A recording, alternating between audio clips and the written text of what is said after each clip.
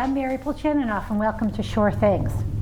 Today's show is very exciting as I was looking at the website and learning more about our company. But first I'd like to introduce the guest for today's show. And I am going to look at my notes for this because, again, I'm very inspired and pleased to have her on the show, and I want to make sure I get the info. So today we're welcoming Margo Weitekamp, and she's an expert in marketing research, consumer marketing, positioning, and brand development.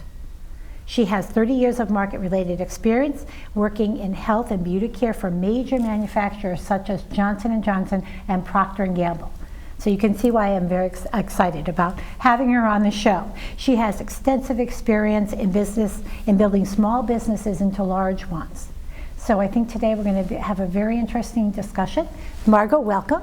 Thank you. Yeah. Nice to be here. And I gave all your background, but I didn't give the name of the company. So you want to tell us more about SCORE? We have it up there. Tell us more about SCORE and your company. I am a volunteer for SCORE, and Yeah. SCORE is a national organization. It is about 50 years old that is focused on helping small businesses. We are a volunteer organization with about 10,000 volunteers across the country. And our mission is to help small businesses and to help entrepreneurs who are looking to start businesses of their own. So I am from the Southeastern Connecticut chapter. In Connecticut, there are 5 chapters and about 300 volunteers. And what SCORE does is we meet with clients. All of our services are free. And we offer primarily 3 different things. We have individual mentoring. We mentor the small businesses. We meet with the business owners or the entrepreneur who's just got an idea and wants to turn their hobby. That's exciting, too. A hobby into exciting. a business. Yeah. And then we also have workshops, educational workshops that we put on. Particularly now, digital is so important, and many people did not grow up using social media or understanding social media platforms. So we do a lot of workshops around understanding how to create a Facebook page, how to build a website, where are the resources for that. We also spend a lot of time teaching people about developing business plans for their business or a roadmap, for them to follow. So the other piece of what we do besides the workshops is we have a website which is sect.score.org, which is southeasternconnecticut.score.org, and it's very content rich. So on that website you would find tools and templates for your business. You would find templates for financial planning, templates for writing a business plan. You'd also find pre-recorded workshops on a very wide range of topics. So if you want to learn QuickBooks, you'll find a workshop there. Yeah. If you want to understand Instagram, you'll find a workshop there. So it's very... I looked at the webinars, and I was impressed by the content of them all. I love this one, how to create a product pitch that sells. You're taking it really the nuts and bolts of the whole process. How did you yourself get interested in marketing in general? Well, actually, when I was in college, I was studying psychology, and I was very interested in that, as a lot of, I think, young people are. And then I really didn't want to pursue getting a higher degree, and so after college, I went to work in what used to be called personnel, which is now called HR. And I spent a year in that job at an ad agency writing job descriptions for all the jobs in the company, because it was a time when the EEOC, the Equal Employment Opportunity Center, insisted that large companies have job descriptions. So it was really a great first job, and I wrote all these descriptions by going and interviewing the people in the company to see what they did for a living. So for a 22-year-old, that was a wonderful way to find out. And I ended up being drawn to marketing research because many of the people, I worked for BBDO, which is a very large ad agency, and many of the people in the market research department had their PhDs in psychology. And so I ended up meeting with them and learning what they did, and I was like, well, that sounds great. And so I ended up going into marketing research then, and that kind of progressed into taking full marketing roles and strategy roles, which really rely very much on marketing research abilities to have insights about the market. Right. So you had that solid background too. Yes. And interest in the research itself. Yes. And then how did you get connected with SCORE? Well, when I retired from Johnson & Johnson, where I was for 20 years, I worked in global insights for them. I worked on brand planning, brand management, primarily in skincare. And I worked in California at Neutrogena for them. Wow. Johnson & Johnson is a leading company in skincare, which a lot of people don't realize, because they buy brands like Clean and Clear and Aveeno and Rock and so forth. And so I ended up working for them and just getting really involved in, more and more into the marketing of we would buy small brands and we would start repositioning them and, creating advertising for them and grow them to very significant brands. How exciting. I picture a table with, all these people and sketch pads and just brainstorming, and you come up with something amazing. No, that's wonderful. And that's what led me. I'm sorry, I forgot the question. It's okay. I got to SCORE because when I retired from Johnson & Johnson, I consulted for a few years on my own. And then about 10 years ago, I decided I didn't want to work anymore for money, and I had always said I would volunteer when I retired. And so I looked around and I literally Googled, what do retired executives do? And SCORE came up. So I interviewed with them, and they were very responsive and very happy to have a new member. That's wonderful. Yeah. And that was how many you've been there? That was about 8 years ago. 8 years ago. So you've been there for a while. Good. And I did want to go back. We had a graphic on SCORE that I wondered if we could show, because so there it's on the screen now. Just so people can see the website, because I think that if you're looking to either have a mentor or become a volunteer for SCORE, you can go to sect.score.org, and it's a great website. But it lets you ask to have a mentor, it lets you sign up to be a volunteer and start learning more about it.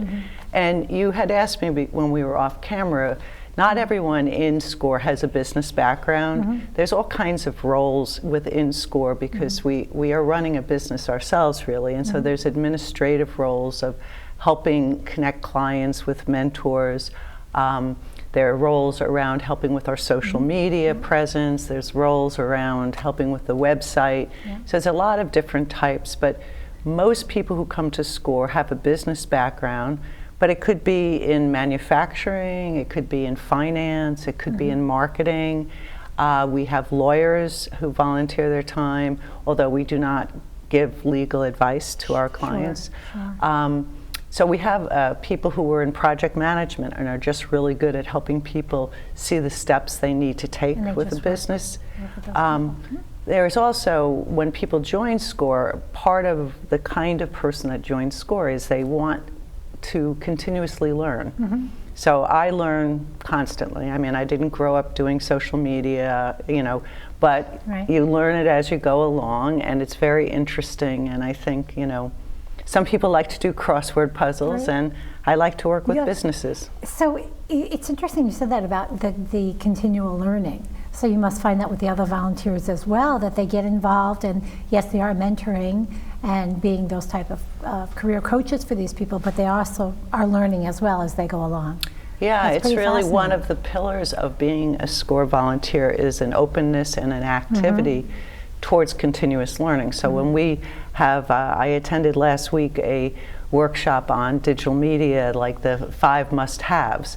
I have an awareness of those, having worked for quite a while, but just going to a workshop done by one of our volunteers, Ann Driscoll, who also runs a digital marketing agency. It was incredible, and many of us in the SCORE group, we joined the workshop because we wanted to learn, for ourselves as well as for our clients. Sure, and how is SCORE funded? SCORE is a resource partner to the SBA, the Small Business Administration, and it is partially funded through the SBA. We get a small amount of money from them every year, and then we have people sponsor workshops that we put on. So local banks are big sponsors of us, small businesses also.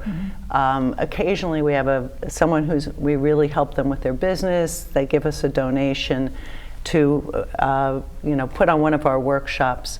So our workshops, prior to COVID, we were doing about 75 workshops a year live in southeastern Connecticut.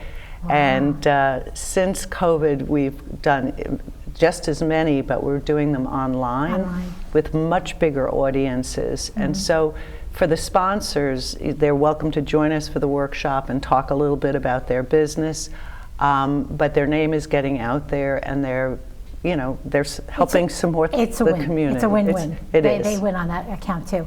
And you had mentioned going to the coaching workshop, and I know I spoke to you beforehand too. I have to say, SCORE SLATE, SLATE, and the acronym for the mentoring methodology, which I loved. It was stop and suspend judgment, listen and learn, assess and analyze, test ideas and teach with tools, and expectation setting and encouraging the dream, and how you go over that with your volunteers. I just thought that was so, between that and the diversity, the welcoming part that you see when you go on your website and you see that it is all inclusive. Yes. And they really are about listening to where you're at. And again, judging by that website, you could just have your idea, or you could be maybe revamping it in some other way. I am curious about the pandemic and what you noticed in SCORE. Was there a shift, a pivot, a focus? That was a big deal, and I really admire our workshop team who pivoted us to be online right away. All of the volunteers, the mentors, like I used to go to New London where I mentor, once a week and spend several hours at the library meeting with people. And then with COVID, all of us switched to Zoom. So we kept meeting with clients, and we had an incredible influx of new clients because everyone wanted to learn more about the SBA's loans, the PPP and the EIDL and the that was big. It was unbelievable, and we were 40 people already in place, and so it was a great resource for the SBA because they could send people to talk to us because they didn't have the support to talk to all these people. So it was, in fact, our business has slowed a little since then because a lot of the volume then was around the COVID's, economic support. Right. We're going to talk more about that. We'll be right back after this short break, and we'll talk more about SCORE and how it helps its volunteers and mentors. Take care. Every day, millions of people are connecting. And even though we're overcoming obstacles, watching each other's backs, and banding together, we should still make an effort. To get to know each other on a deeper level. Father, cosplayer, mentor, actor. It's time we take a step forward. Come together and discover how accepting our differences can make us stronger. You matter. You matter. You matter. And your words matter too. Your words matter. What you say in the hallways at school or in the student section at a game matters. Words can be hurtful. Words can be offensive. Words can leave scars. Words can also inspire, support, and uplift. You and your words. Are they both important? As a matter of fact, yes. Hi, welcome back. I'm here with Margo today talking about SCORE and all that the organization offers people because it's fascinating. Before break, we were talking a bit about COVID and how COVID had the organization pivot a bit. You talked about mainly working with some of the loans that businesses were getting. And you had mentioned that that's a bit of a slowdown now. Yeah, so it actually slowed a little to go back to a normal level. Yeah. But we see hundreds of clients a month in our business because we're covering the whole shoreline. Yes. And we've expanded just recently to Windham County. We have quite a few volunteers actually in Rhode Island, in Westerly. Our current chair of the chapter is from Westerly, Rhode Island. Frank LaMonica, who has been in place now almost 3 years, is great. So with the thing that happened with COVID, when we moved to Zoom, we now get clients from all over because there's not the geographical issues that we had before. Prior to COVID, we had 9 mentoring locations running from Guilford to Mystic, and then Middletown and Norwich. And now the location really is less of an issue. But do you still have those locations? I wondered about We that. have Any them. in person? We mostly, we don't pay for rent for any place, so we would mentor in banks and libraries, always welcomed us, and they would give us a weekly spot in their location. Many of them closed to us and to the public, right, during COVID. So we still have mentors in each of those towns and teams of mentors. But we're all, you know, some good comes out of everything, right? Sure. So with COVID, many of us found it was really so much more convenient to be doing Zoom and not wasting the time getting to an appointment or having a client have to get to an appointment by a certain time.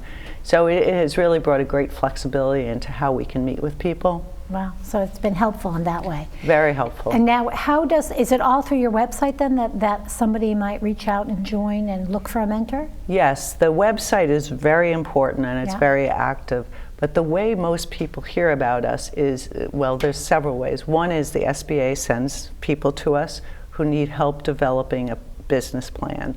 And a business plan, I can't underestimate how important that is. Even if you just want a small little business, you need to have a plan of how that's going to happen. And if you're going to look for a loan for your business, you absolutely have to have a business plan that will sell someone on lending you money. So that's very important. So they come to us through the SBA. Banks also send people to SCORE because people show up at a bank, they want a loan, and they haven't put their case together well. They haven't, they don't show up with a business plan or a way to show they're going to generate income. So banks aren't staffed for the most part to do this kind of mentoring. So banks send people to us.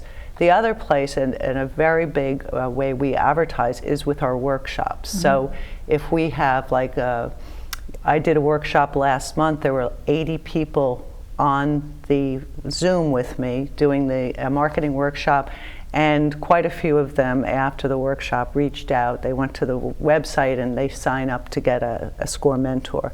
So workshops are one of our primary marketing tools to raise awareness about what we do. It's interesting about the banks too, that what a service you help provide, you know, for them to actually give that information and have somebody be able to come use it so they can actually be successful in trying to get the loan is amazing too. So when you have a mentor, I was curious about this. How do they set that up? Is that between the volunteer and the mentor as far as or the volunteer and the mentee, as far as the number of hours a week they help out, or the duration of time that they're actually going to work together? It actually, it is very much between the mentor and the client. But when someone writes into or signs up on our website and says, hey, I would like a mentor, we have a client intake group, looks at what the person needs, and then they will assign them to someone, a mentor that is best suited for them. So then they will make a connection and have an introductory meeting, and they'll understand more about the client. And we will meet with clients as often as they want and for as long. I have clients that I've had for 5 or 6 years who every other month they do a check-in with me, they review their business plan or changes. I have clients who just came once or twice and they got their things answered. So there are quite a few small businesses in the area that regularly, they kind of use SCORE mentors as a little bit of a, you know, a board, you know, so they don't want to bounce off ideas. So it's been very interesting. So we meet a lot of people, and I think in the slate, as you were talking about that, we're trained as mentors to really listen and try to meet our clients where they are and for what they need. So some of our clients, you know, have very small business ideas in that they have a hobby. Everyone told them they should sell their cookies or sell their sweaters they make or whatever it is.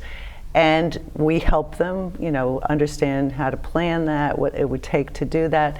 But then we also have companies that have been in business for years who need some help. They, you know, they've been running their business, and even though they're successful and off the ground, they just want almost as you said, a board. Right, to come and review. The people in SCORE bring incredible talent from different backgrounds, and so they can look at a business. Business owners often are so into the day-to-day that they haven't had time to step back and think about how they might grow it. Also, many business owners in this area who have had their businesses a long time do not have a web presence. During COVID, they struggled because no one could buy their products. So there's a lot that goes into that. Do businesses ever get turned away? Does as they reach out, does anybody ever say no? No, I mean we really, I would say I've been in 8 years, and we never turn away anyone. Yeah. We will work with someone, and if they're really not following any recommendations we give them, we kind of just say, perhaps we've gone as far as we can, right. Because you can give someone ideas and you can work with them, but it takes a lot to actually go execute a plan. I can imagine. I'm trying to think of all the businesses I know and how they would use the services, because that's amazing. Their support all along the way. When I looked at the website earlier, I did look at the mentors, and I was amazed by the depth of their experience and the variety of mentors you have.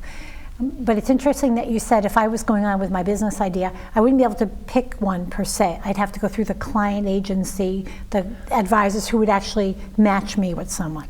Well, you could go online and you can search mentors on the website. So if you say, I want somebody who has a specialty in restaurants, you could go on and search and see who it is.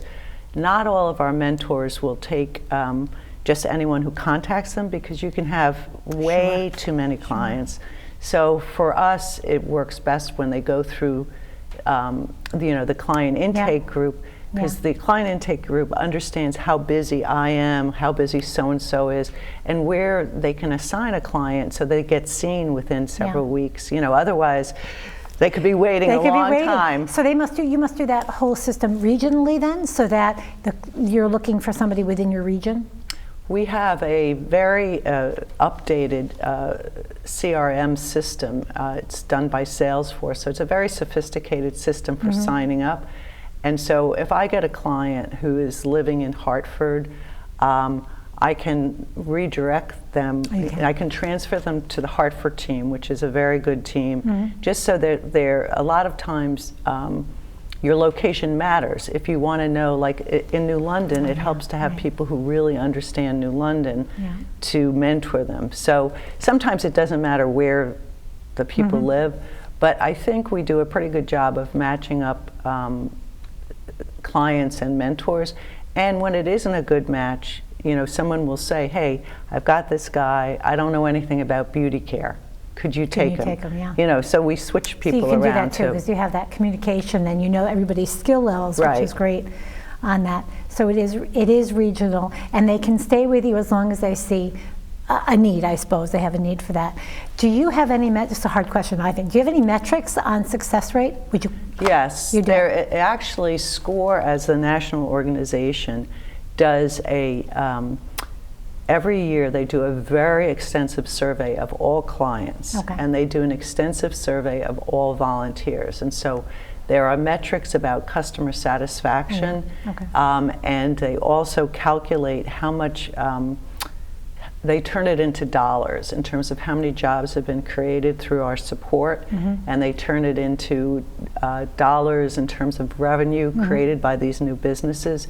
So I don't have the numbers off my head. No, but they have those. But they're on the website. Sure. And it is, in fact, this year, Congress has allotted a lot more money to SCORE because of the dramatic impact we had, like during COVID. So we've gotten an increased allocation from the government, which is great. That's great. That'll help the organization totally. Yes. When you look ahead with the organization, are there any other future plans out there to expand, or other trends that are coming up for SCORE, or are they pretty much solid in the way they're doing business now?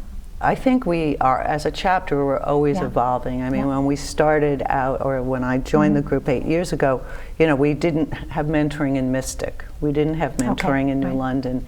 We expanded into those areas and have built very strong bases there. We have just this month, we're expanding into Windham County. So you're expanding. Windham County has, a lower population, but it has a lot of small businesses that really haven't had the resources of SCORE there. So that's the kind of thing we do. We also have worked in the past with the Coast Guard Academy. So they have young students there who are majoring in business and management, and we work with them on case studies and provide guidance for their final project at the end of their senior year. So, we do, the volunteers do a lot of different things. Well, this has been an amazing chat. Well, thank you so much. I hope that people are inspired to go on that website to look at the resources, because again, your webinars, your free webinars, such as volunteering in 2022, how can it help small business grow in your community? I think that's great. Or social media strategies that generate results. I just can't say enough about the thank skills you. again. It's also just a great group of people if you're looking to join a volunteer organization. We always appreciate new talent. Well, thank you. So we might get you. I hope we do. Thank you so much, Margo. All right, thank you, Miriam. I hope you enjoyed our show and it gave you some good ideas. Maybe you'll go out there and start that new business you always wanted to start, because now you know you can have some support. If you have any comments, questions, or suggestions, please let me know at surethingct@gmail.com. I'd love to hear from you. Until next time, take care.